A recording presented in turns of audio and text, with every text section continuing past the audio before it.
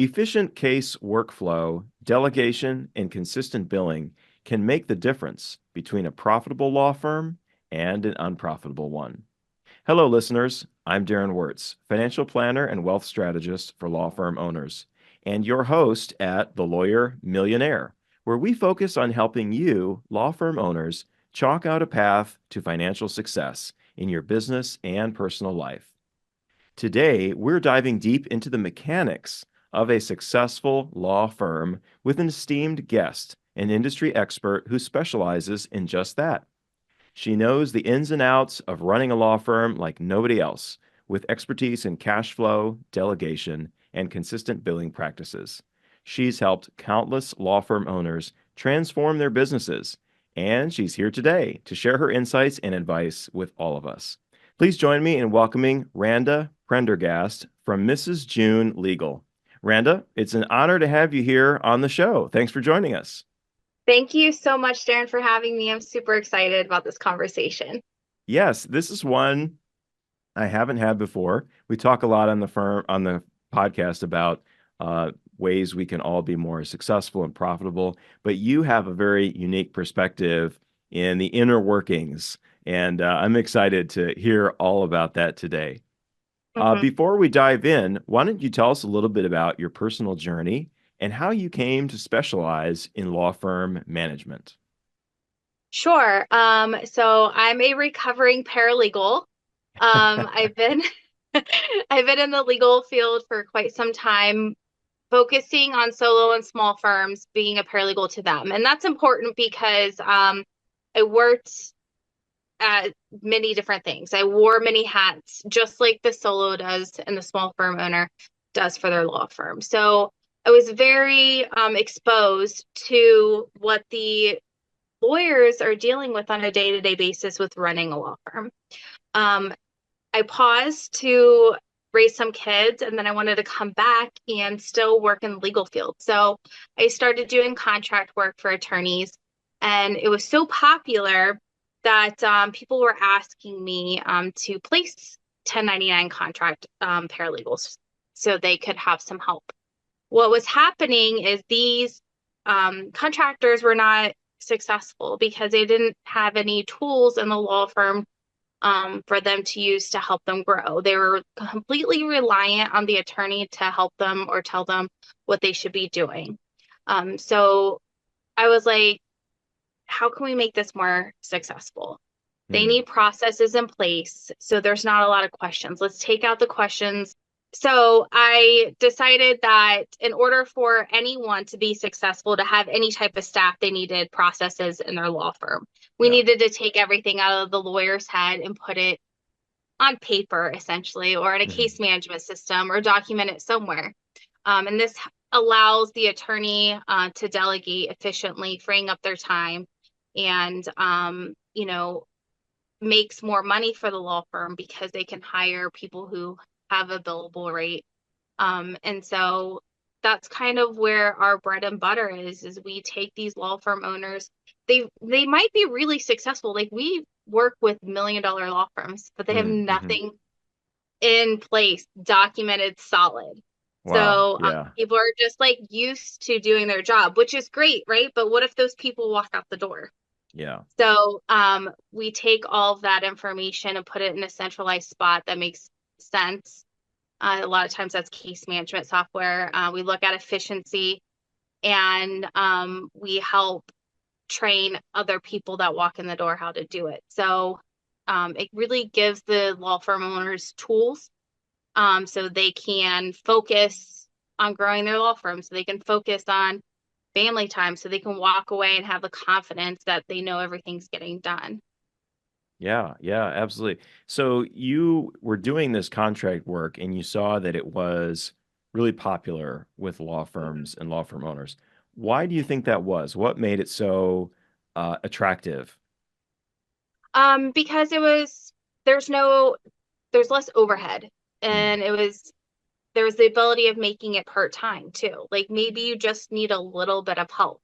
Yeah. Maybe you don't need that full-time W-2 person that you're responsible for PTO and benefits and sick time and all the other things that come along with having a W-2 employee.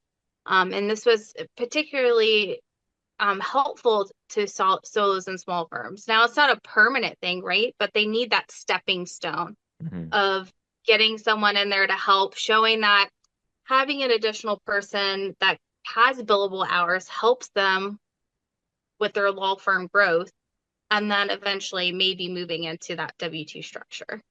Yeah.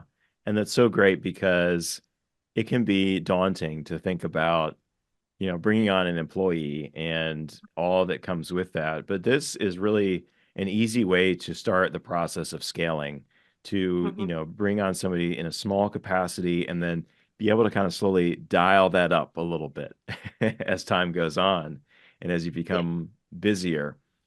Um, could you share with us, or have you witnessed, I'm sure you have, cases where your services have made a big difference for a law firm or a law firm owner and maybe some of the transformation that you've seen there? Sure. So, um, you know, time time is so important. Time is money. Like, we can talk about all the ways we can define time and how it relates to the dollar, right? But it's just amazing when we start working with law firms and we have a process in place. Our goal for most legal processes, like when I say case processes and take like that, is to have no more than 3 attorney tasks for each process, which I always like to bring that up because the attorneys or lawyers think sometimes I have to do it all, right?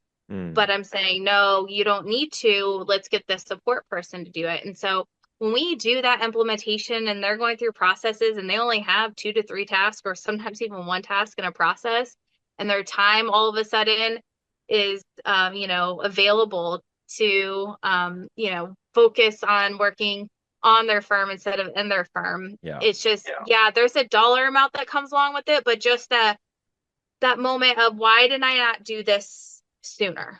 Hmm. And that relief that comes along with it. I think that's the high I kind of chase, is when um I get comments like that from attorneys. Yeah, absolutely. It's a great point. Not just becoming more profitable, but freeing up some of your time. Do we really want to be working 80 hours, 70, 80 hours a week, as some very busy attorneys do? That's just not sustainable over a long, long period of time. So, yeah, this is really excellent. So, let's get into some of the weeds because you not only, help people help law firm owners find these individuals who can help them, but you have a system in place for how they can be successful with it. So let's start with the concept of case workflow. And tell us a little bit about that. In your experience, what are some of the key components to ensuring you have an efficient, cohesive workflow in a law firm? Putting everything in a shared spot is going to be the most important thing. We talk a lot about case management software here because it is a shared space where everyone knows what's happening on a matter or case. And that's important for a few reasons. Number one, if especially if you're remote in any way, shape, or form, or anyone on your team is remote, like Joe's not going to see Sandy's sticky note on her computer of the things that she has to do today, right? Right. And so, and then, so that's a problem, because if Sandy's sick, if Sandy leave, people like to say I get hit by a bus, but I like to stay positive and say, if Sandy wins the lottery and never comes back, Oh, I like that. right? Let's keep it positive. Sandy's not gone and dead. She's just gone from your law firm, right? Um, um, you don't know what that to-do list looks like. Yeah. And then it also prevents someone just, to step in and pick up where she left off. So, identifying where you're going to house these tasks, essentially, or these action items or to-do Mhm. items. A lot of law firms have case management software. I think all of them actually have a task feature. And then most of them have a workflow or a task list that you can implement in some way, shape, or form.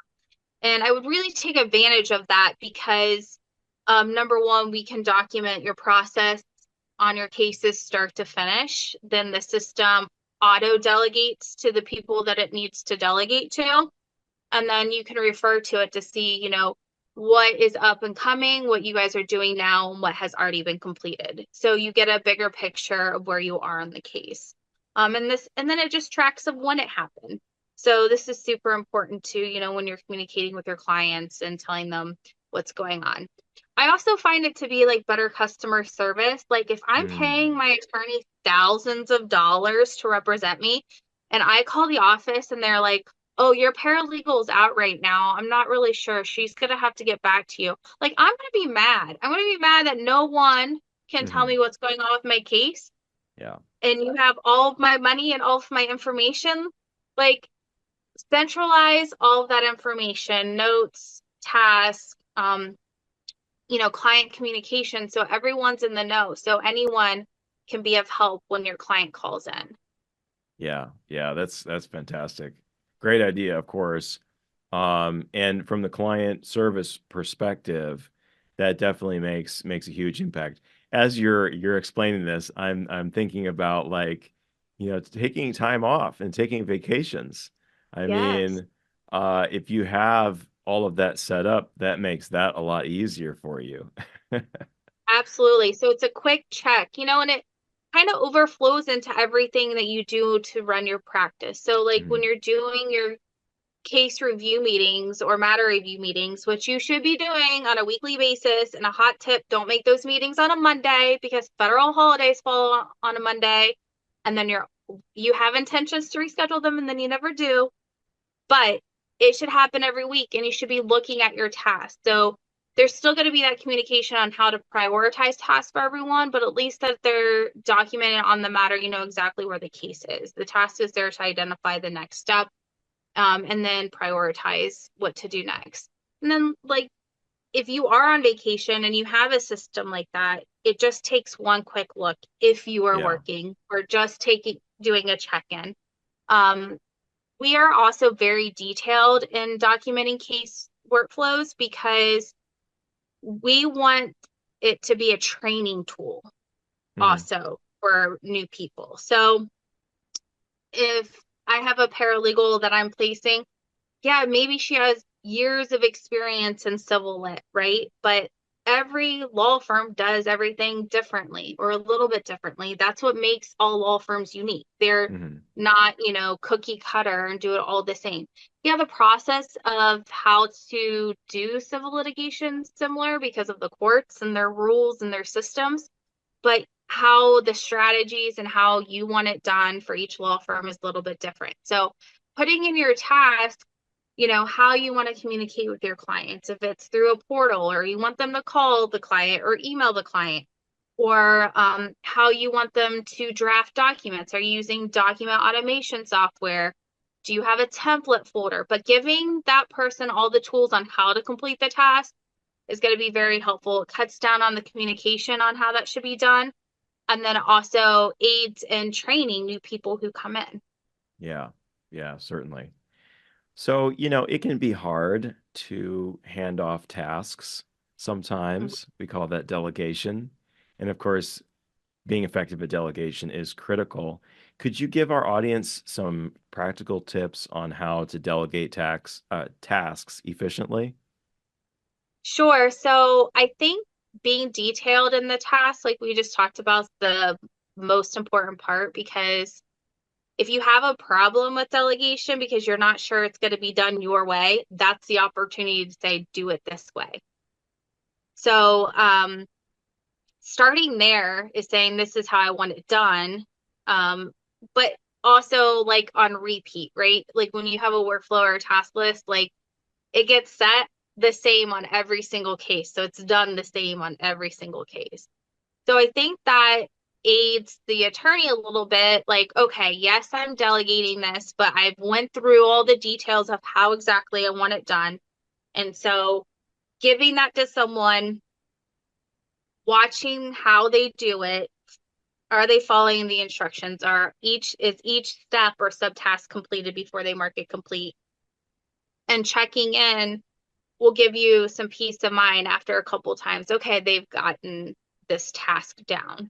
Obviously, like there's practice and there's Hmm. mastery, right? And so we Yeah. talk about mastering tasks.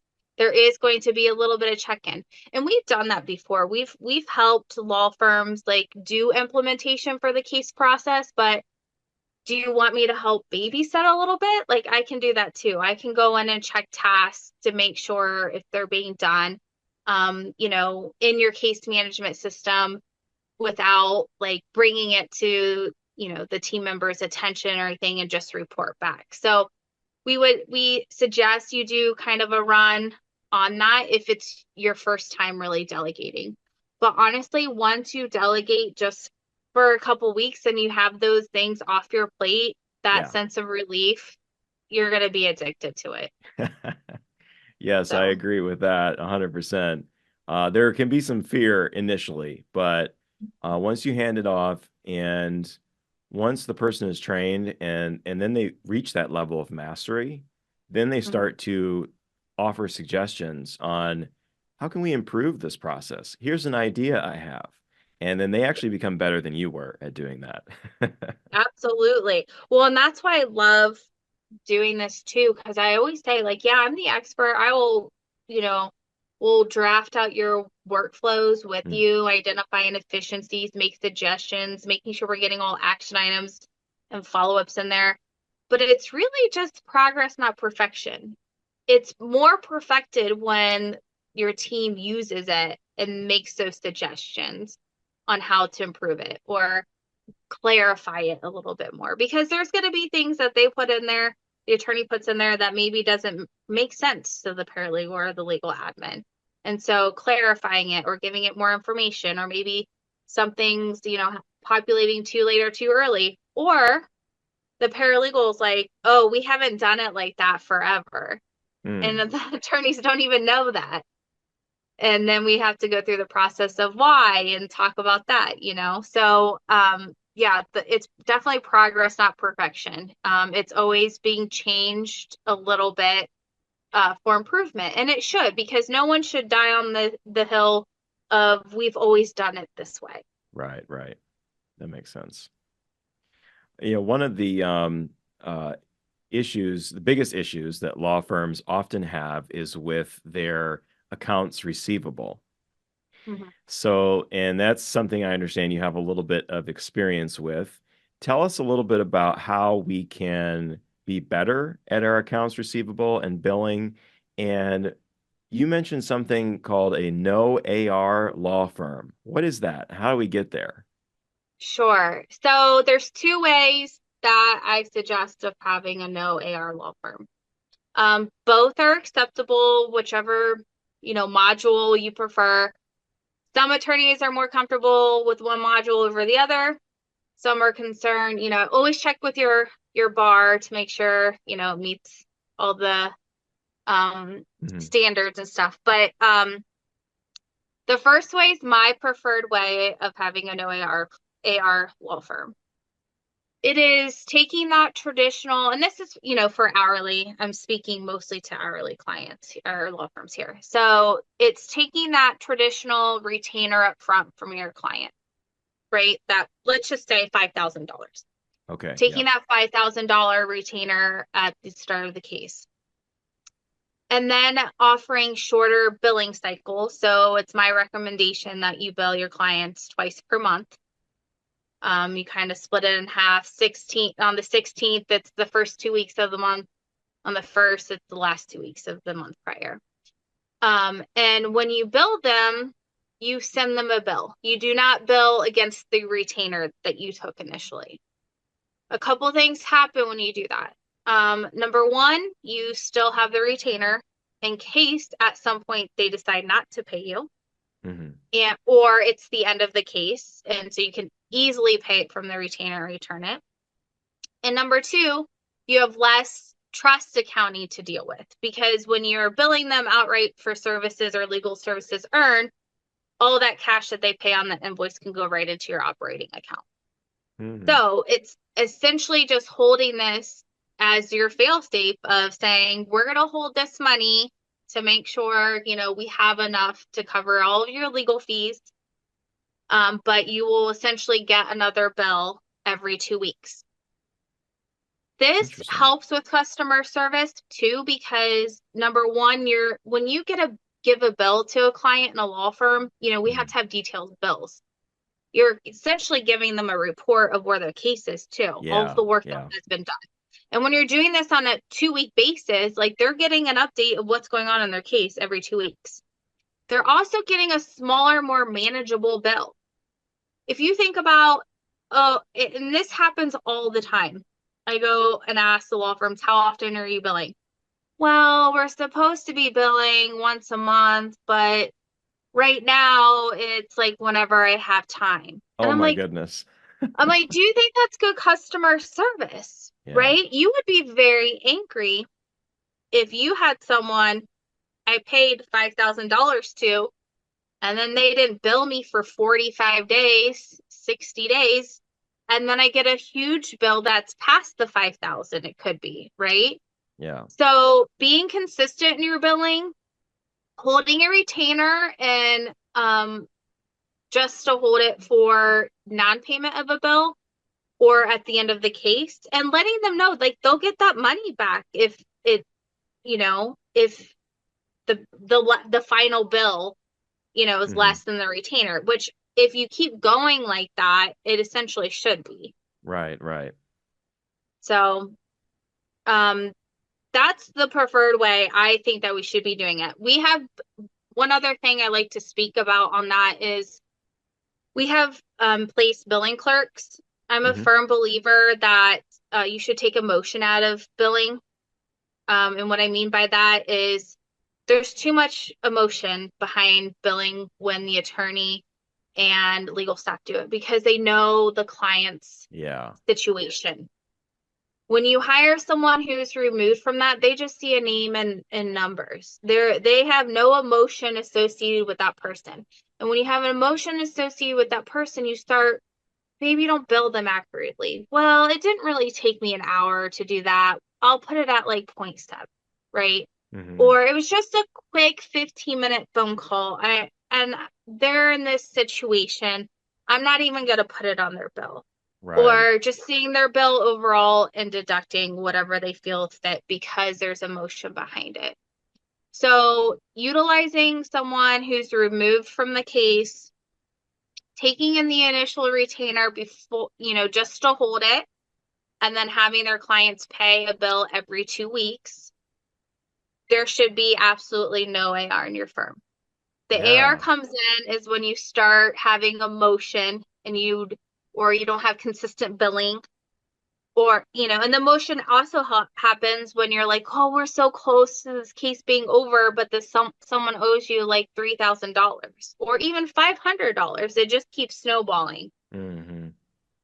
So, a lot of our law firms choose that, and in trust accounting, having to do trust accounting sucks. So that cuts out a lot of it. You're only having to transfer funds when you bill against the retainer. Yeah. Those are excellent points, all of them. The billing from the perspective of just knowing what's the attorney doing. You know what I mean? That's a very good process to have in place. I like all those things you mentioned there. Um, and yeah, that takes a lot of the stress out of it. I'm so glad you mentioned the emotions because that really is a factor for not just law firm owners, but a lot of business owners in charging what they're worth. And so many of Mm-hmm. us who start our own businesses, we give away a lot for free. Mm-hmm. Yeah. True friends are the friends who will pay your full price. Absolutely. Yeah. So when we talk about billing process, we talk about like consistency, no AR.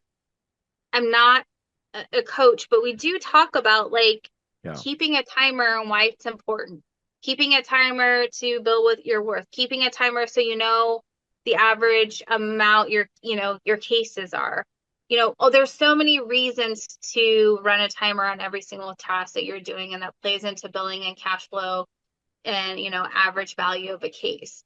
Um, the second way to do no AR billing is just it's your more traditional way of collecting a retainer, but it's like an evergreen, right? You get the 5,000 up front. I still say smaller billing cycles. It's just a better customer service.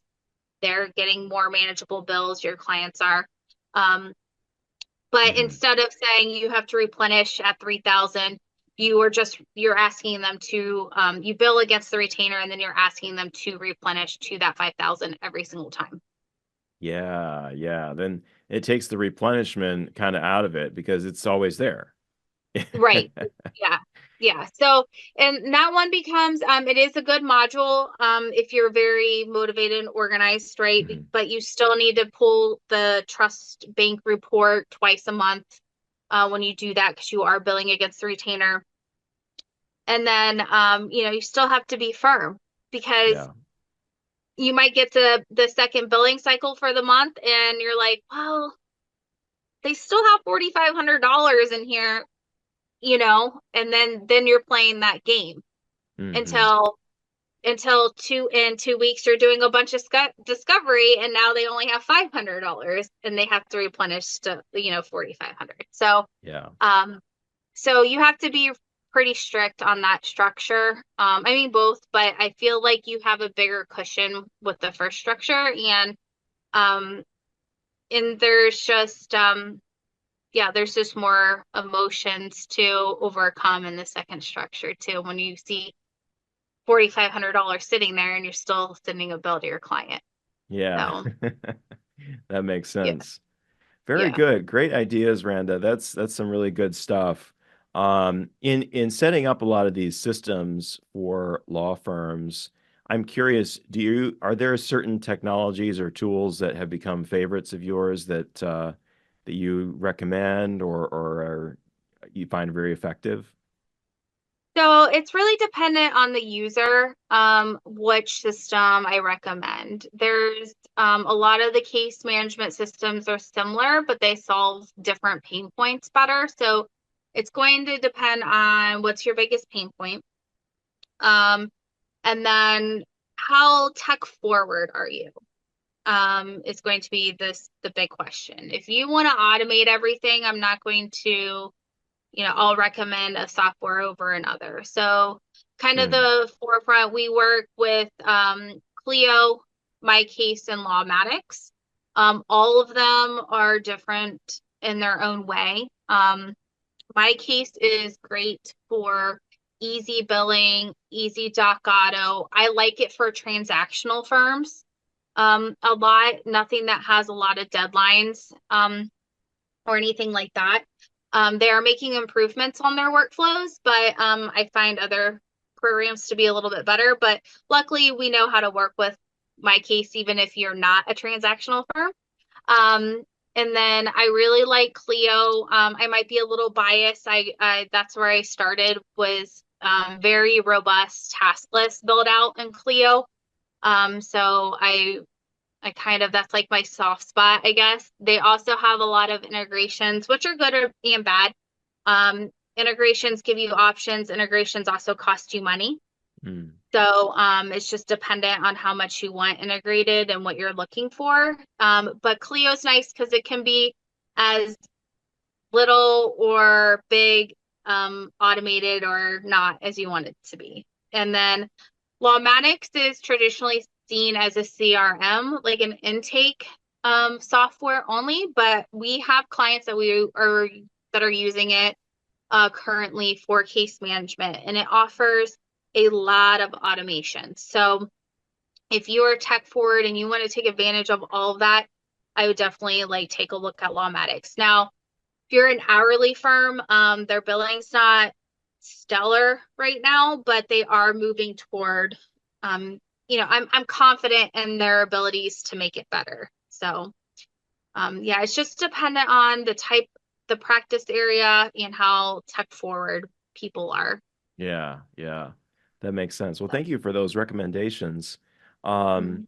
as we think about the future, and where do you see kind of the future of law and legal headed? And what's your future vision for your company? Ooh, that's a great question. So I'll throw in that big buzzword AI.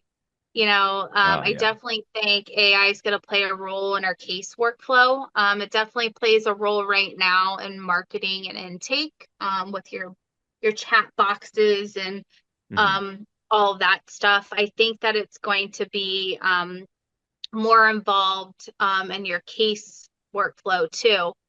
And I don't think that it's going to replace legal support people. Or even attorneys, honestly. There's still a lot of people that want to work with the real person. And then because there's emotion, right? Yeah. But it could also take out all of that potential of a billing clerk, right? So Yeah. anything that like is tied to a follow-up or non-emotional or strategic deciding task, I think we'll see more AI step in. Um, so for us, I mean, it's going to just be making sure for our growth that we're on the forefront of what that technology looks like and how law firms can use it, because there's going to be a lot of questions about that when especially if case management software decides to work with it and Mm-hmm. implement it. So Yeah, very cool. Absolutely. Well, Randa, it's been great chatting with you. I've got two final questions for you. The first is, where can people go to learn more about you and your work? sure. So you can go to mrsjunelegal.com. We have some reviews on there. We can connect with us and get on our calendar to have a chat if you're interested. It just talks about what we do also, and there's other podcasts you can listen to, to get a little bit more information. Each one's a little different what we dive into. And then you can just search Attorney Whisper across any socials and I'll pop up. Connect with us there. We share a lot of helpful tips. And then I'm hoping to dive back in on TikTok a little bit more. I've taken a small pause, but I will be there, which I hope that will be like a really good, big platform for like short, quick, helpful tips. Yeah, yeah, very cool. All right. Well, I got one last question for you. You're very entrepreneurial minded as a business owner yourself. And so my question is, what is your millionaire mission? And what I mean by that is, what's the big reason for why you do what you do, or the big goal that you're striving for? So, oh, that's a great question too. I love your questions. That's awesome. Um, so I don't, give me 1 second to think Sure. a little Yeah. bit about this one. Kind of came out of Um, left field on you there. yeah, you know, I always just say, and this is not like a pretty way to say it, but like I just want to watch solo and small firms win. Hmm. And we all know that attorneys or lawyers go to law school and they know law and they know how to practice law, but they don't know how to run a law firm and they don't know legal tech and they don't know that there's emotion involved with billing and they don't know what they don't know, right? And so just giving them a little bit of information and guidance, whether they DIY it or work with us, that's my goal. And if there's something that they need, I don't just call myself the attorney whisperer because I know everything. No one can know everything, right? But I am the go-to person. If I don't know it, then I will find that expert, or I already know that expert that can help you. Absolutely. I love it. And that is such a rewarding experience when you can connect someone with resources or professionals who can really help them. So, yeah, Yeah, that's why I'm so yeah. glad you and I connected because I know a ton of people who have gotten to the place in their career with their law firms that are going to need that next step of financial strategic planning for themselves. Like, they have this goal of having this law firm and making this money and stuff like that, but they don't know what to do with it after that. Right, right. And we all have, personal visions for ourselves of the Mhm. life that we want to achieve for ourselves and for our families. And, it can be so easy to get so busy and down in the weeds in your business that you forget to step back and ask that big why question and keep that big goal and future that you want in mind. So great. Well, thanks so much for joining us, Randa. It's been a pleasure talking with you. Thank you so much for having me. All right. Well, there we have it, folks. Some great advice and insights from Randa, a professional at the forefront of law firm management. And for our listeners, every episode, each conversation and question aims to bring you one step closer to financial success as law firm owners. We know legal practice can be financially challenging, but remember, the journey to managing your personal and business finances better is rewarding and is possible. So if you've enjoyed this episode and found Randa's insights insightful, why not subscribe to the Lawyer Millionaire Podcast? Your support and reviews are essential in helping us reach more law firm owners like yourself. To connect deeper with the world of financial planning for law firm owners and get a more extensive understanding of my work, please visit our website, thelawyermillionaire.com. You'll find resources, articles, and tools essential for every law firm owner. I'm your host, Darren Wurz. See you next time.